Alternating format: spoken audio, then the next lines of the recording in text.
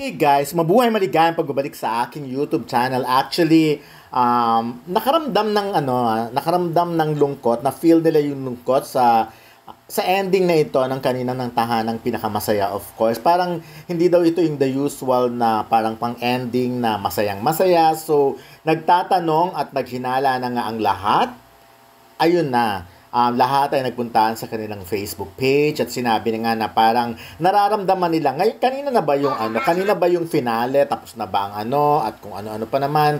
But anyways, ayan na nakikita natin. Sa part na ito, sinasabi, nagpapasalamat sila Isko and of course si Paolo Conti sa lahat ng mga sa advertisers, mga manonood, and of course, sa mga fans na nagsusupport nga sa kanila.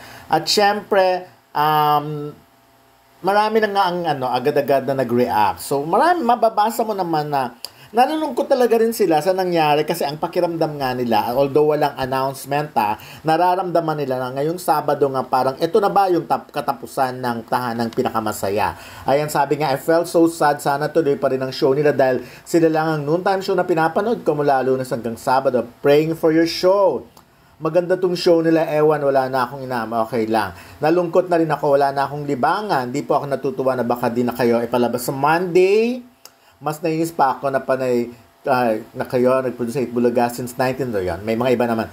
Sad moments, parang last na nila. Sana hindi naman. Kaya pala sabi nila ngayong March, may mayayanig. Tahanang pinakamasaya. Yun nga again, paulit-ulit, sinasabi ko lang na malungkot ang part na ito kanina. So marami ang nagtatanong kung ito na ba ang finale. Pero alam naman natin na naglalabasan naman ang mga chika, of course, na medyo nagkakaproblema. So ang tahanang pinakamasaya. Kasi nakakalito kasing sabihin, di ba? Kung hindi ko mabanggit na Itbulaga or Tape Incorporated na lang. Ayan, sige. So nagkakaproblema at di ba naglalabasan naman talaga yung kesyo maraming utang, baon sa utang, ganyan, etc. Mula pa noon hanggang ngayon hindi nakakabawi. Merong mga kwento na kung ano-ano tungkol sa mga advertisers. Pero kaya lang ngayon nakakasad lang. Kasi nga kung kailan parang, yun nga binago na yung title, kung kailan parang na marami na rin ang nanonood sa kanila at nagustuhan na yun yung konsepto ng tahanang pinakamasaya.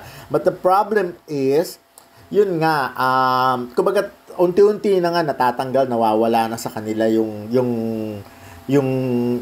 dilemma na yon, di ba? Kumbaga hindi na kasi yung title nila, naibigay na si TVJ yung Itbulaga at yon, marami na ring fans ang nasanay na panoorin sila ang tahanang pinakamasaya. But the thing is, yun na nga, matindi ang chika for today na kanina ang kanilang last. Pero sabi naman ng isa kong nakausap, nag-uusap-usap pa rin naman. So, tignan natin kung by Monday, ako, yun kasi ang term na sinabi niya, pinag-uusapan pa rin, hindi pa naman daw nag-aabang. So, baka naman pwede pa. So, mapag-uusapan pa.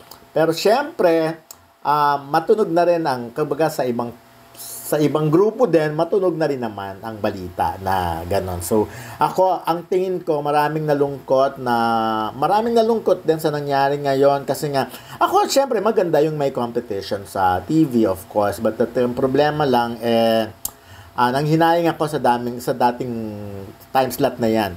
Kumbaga sa Itbulaga kasi yan dati, di ba? Sa TVJ, yung time slot na yan, tas hanggang sa nawala sa kanila, napunta na sa TV5, at ngayon, kung totoo nga hanggang ngayong araw na lang sila at by Monday ay wala na sila. Nakakalungkot lang. Parang nagsayang lang ng panahon, nagsayang lang ng oras, nagsayang lang ng, kumbaga, sana noong pa na pag-usapan na kung sa ganyan din lang mauuwi ang lahat.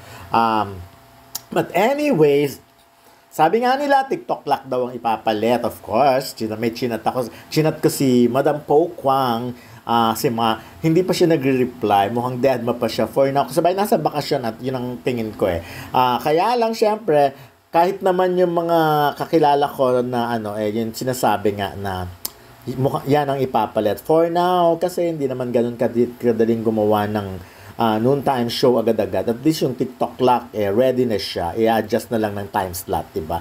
At madikit naman kasi, diba, patanghali rin naman ang time slot nila. So, pre-programming nga sila ng tahanang pinakamasaya. So, madali na may adjustment yon. So, nakakaloka ang ano no, ang panahon ngayon nakakaloka ang mga nangyayari, pero ako nalulungkot lang ako just because ang laki nga ng nangyari last year nung nawala na nga yung TVJ sa Itbulaga, tapos naglaban, napakaingay, tindi ng battle, 'di ba, hanggang umabot sa demandahan, sa yung ganon. Tapos sa ganito rin lang pala mapupunta ako. Ang wish ko lang sana na pag-usapan talaga noon pa. So, well, of course, ako tingin ko hindi rin naman magiging masaya ang TVJ or yung mga dating taga-tape, yung mga taga-Itbulaga ngayon sa nangyari dito sa Tape Incorporated. So, well, ayun, for now, maraming nalulungkot. Abangan natin na. Pero ang alam ko kasi, like sila Isko, marami rin namang project. Halos karamihan naman tong mga host na to, si Paolo Contis. Ganun din naman. Alam ko si Isko. Si Isko nga sa sobrang busy, parang hindi siya nakakapag-tape ng Discovery Nights nga sa yung YouTube channel niya, no? So, siguro naman magkakaroon na siya ng episode next. Kung hindi na siya magiging busy. Pero sabi nga, sobrang busy kasi ni Isko. So, tignan na lang natin mga kaganapan by Monday. Pero again,